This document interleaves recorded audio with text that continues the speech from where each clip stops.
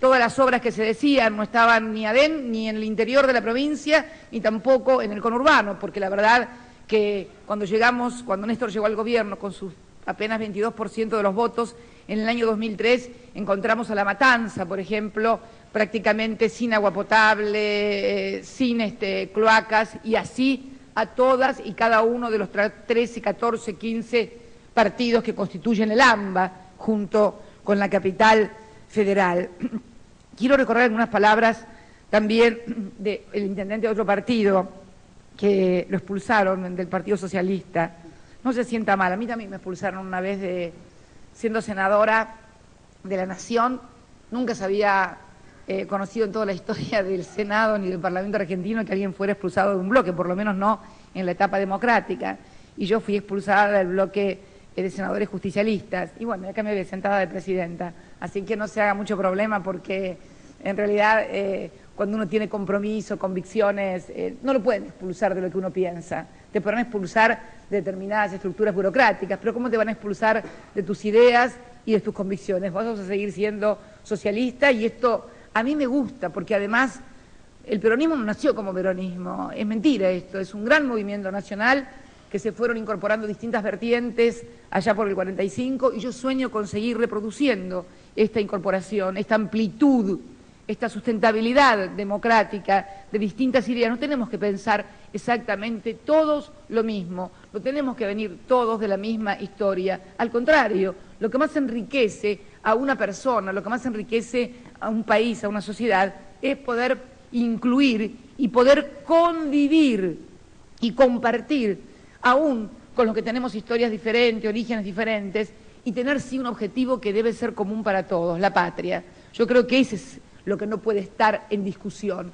Muchas veces cuando se discute se confunde y se cree que se ataca a un gobierno, y muchas veces estas políticas exceden al gobierno. Son políticas que están, como lo reseñaron muchos de ustedes, comprometidas con la patria misma, porque una calle, una cloaca, en las cuencas del Salado, yo no me puse a pensar, ni Néstor tampoco, cuando hicimos las cuencas del Salado y seguimos haciendo las obras que faltan, que esto iba a beneficiar a los productores agrícolas ganaderos que a lo mejor no comparten nuestra idea y son opositores. No, pensamos sinceramente en beneficiar a los productores argentinos. No hay productores de una idea o de otra. Hay gente que produce para el país, que gana muy bien y que está muy bien, que gana muy bien y que tiene que comprender que todo el país tiene que crecer armónicamente. Así que quiero decirle al intendente de Zárate que no se haga problema. Este programa que estamos haciendo, que son 12.400 millones y que representa aproximadamente entre el 0,42 y el 0,57 del PBI, y que se presenta como una obra no solamente contracíclica, sino también generadora de puestos de trabajo. Se van a generar entre 108.000 y 150.000 puestos de trabajo, que son los que el año pasado, que crecimos al 8,9, un crecimiento importante el año 2011, antes que reverdeciera esta crisis internacional, van a sustituir por ahí los trabajos o los empleos que no se dieron durante este año por efecto de una crisis que nos viene de afuera.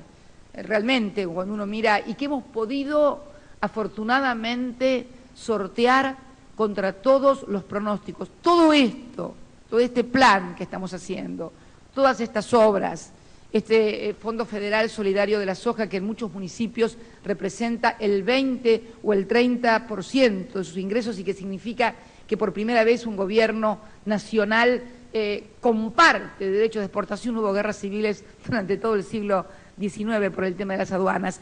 Todos estos planes tienen que ver con la macroeconomía del país. Es imposible llegar a los municipios, es imposible llegar a las provincias si no tuviéramos un proyecto político. Yo no hablo de modelo económico, no hay modelo económico, hay proyecto político. Yo otro día contaba cómo en el año 58, cuando se creó la carrera de licenciatura de ciencia política, fue de economía política, perdón, fue economía política hasta el 24 de marzo de 1976. Y el 24 de marzo de 1976 se eliminó a la carrera de licenciatura en economía la palabra política y quedó únicamente licenciatura en economía. Divorcio entre política y economía, como si la economía pudiera marchar por un carril independiente de la política, como si fuera una ciencia predictiva, una ciencia exacta, una ciencia matemática, cuando todos sabemos que es una ciencia de interpretación y de codificación de las realidades y cómo nos insertamos al país en esos nuevos escenarios económicos globales y nacionales para que la crisis no nos haga vulnerables. Y la verdad que lo que hemos construido desde el año 2003 a la fecha nos ha tornado mucho menos vulnerables. Yo no quiero ni pensar siquiera si nos hubiera agarrado este debacle de los países desarrollados, de Estados Unidos, de Europa, en los años 90. Yo me acuerdo lo que fue el tequila en los años 90, que era la crisis de un país, de México, que inmediatamente fue auxiliado con miles de millones de dólares, ¿se acuerdan ustedes?, durante la presidencia del presidente Clinton. No hubiera querido imaginar lo que hubiera pasado con el efecto caipirinha, que fue la gran devaluación brasileña. Que bueno también es recordarlo, porque muchas veces nos quieren decir que, bueno, todas las cosas que han pasado en la Argentina en materia de devaluaciones y de inflaciones y de cosas, han tornado a la gente o a los actores y sectores económicos un tanto desconfiados y por eso determinados comportamientos sociales. Si uno lee la historia del Brasil, de devaluaciones, de inflaciones, de alteraciones económicas, de defaulteo de deuda, son inclusive superiores a las historias de defaulteo, y ahí el ministro de Economía me asiente con la cabeza. ¿Qué es entonces? Es fundamentalmente un problema cultural el que se ha instalado en la Argentina. Nos han instalado determinadas frases, títulos, que cuando uno le pregunta sobre el título no saben explicar y no saben desarrollar, porque solamente está el título como si fuera una muletilla. No hay argumentación, no hay sustento, no hay idea. Es simplemente repetir lo que lee o lo que alguien le dice de una pantalla de televisión. Cuando uno pregunta por qué, y bueno, ahí empieza el embrollo y nadie puede explicar nada, porque en realidad la gran clave, el gran problema, que ha habido un formidable aparato cultural que se ha extendido y ha actuado sobre todos los argentinos para que tuvieran una idea distorsionada de su propio país, de sus propias posibilidades como pueblo y como sociedad. Lo de afuera, todo bien, y lo de adentro, todo mal. Incapaces de tener un proyecto político, incapaces de generar políticas económicas. Bueno, ustedes acordarán cuando Néstor asumió que el año que viene va a ser una década, 10 años de aquel 25 de mayo del año 2003, con su 22% de los votos, las cosas que dijo en ese histórico, no dudo en calificarlo, histórico discurso de Asunción, a 30 años de otro 25 de mayo, que lo había tenido no ya como protagonista, sino como un simple militante en la Plaza de Mayo. Yo no creo en las coincidencias en la historia, creo en las causalidades, y que 30 años después, quien había sido un joven a sus 52 años, creo que tenía 53 años recién cumplidos, leyera ese discurso y lo que es más importante, que lo cumpliera, porque como también señaló Conecchiari, discursos hemos escuchado muchísimos, hemos confiado además también en muchísimos discursos, porque es bueno confiar, uno no puede tampoco vivir siempre en guardia pensando que el que tiene enfrente le está mintiendo, y esto lo hablo en nombre de todos los argentinos que tal vez han votado una opción que luego los desilusionó, porque fracasó, porque los estafó, porque dijo que iban a hacer una cosa. Vivimos mucho de esos en las últimas décadas los argentinos, en los distintos partidos políticos, el sistema político argentino. Y yo creo que este proyecto político ha tenido dos ejes fundamentales. Por un lado, el fortalecimiento del poder político, la democratización del poder político, el cumplimiento y el honor a la palabra del poder político. No es poca cosa. Una cosa que siempre me olvido, lo recordaba el otro día cuando recordábamos a la Elizabeth Peña. Nosotros hemos hecho la verdadera reforma política.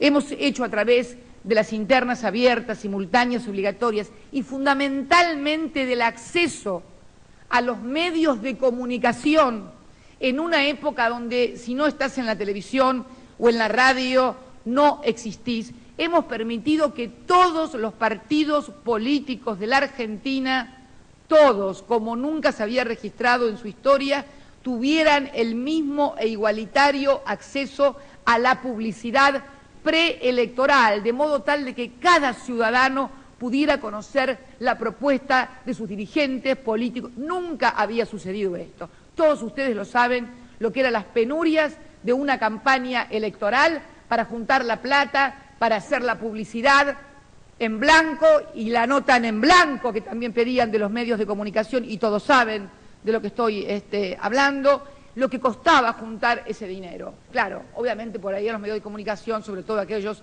de gran injerencia, no les gusta, pero yo creo que esto es muy saludable para la democracia, porque permite que todos puedan hacer conocer su pensamiento a los ciudadanos y permite una mejor democracia, porque si no es mentira que elegís.